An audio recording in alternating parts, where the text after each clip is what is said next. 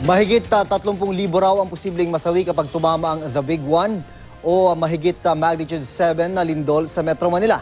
Kaya ang babala ng PHIVOLCS, lalo na't karamihan daw sa mga gusali sa Metro Manila ay gawa lang ng mga karpintero at mason at hindi dumaan sa mga inhinyero. 48,000 naman daw ang posibleng masawi sa mga karatig na lalawigan, kabilang na ang Rizal, Bulacan, Cavite, Laguna at Pampanga na dinadaanan ng fault system.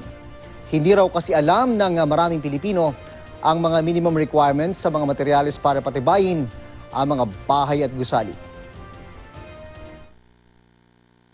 Kayang-kaya ng ating mga bahay dapat ang intensity 8 to intensity 9 earthquake kung nasunod yung building code.